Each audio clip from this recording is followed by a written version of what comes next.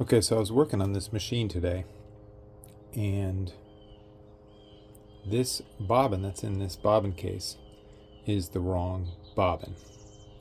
I can see that it's a 66 class bobbin, a metal one, and this is a 15 class bobbin case. So you can see that it is convex on both sides,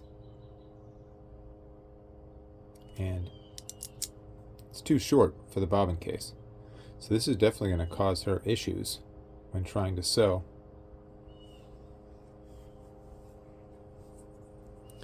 This is a 15 class bobbin case, bobbin, and you can see the difference of these. These have flat sides, and these are rounded convex sides.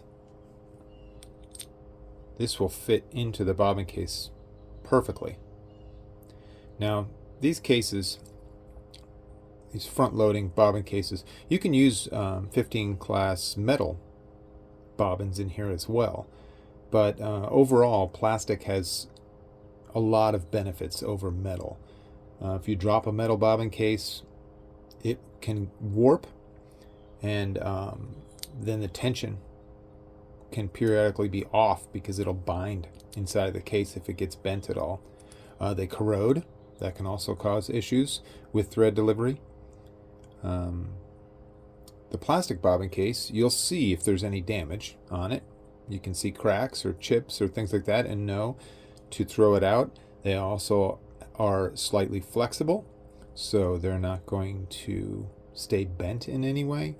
They also ride a lot smoother in these bobbin cases, and I prefer using these to the metal ones.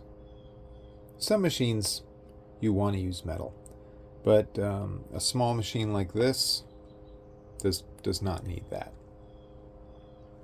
So just make sure you're using the right bobbin for your machine. It's really important. It'll make a huge difference in performance.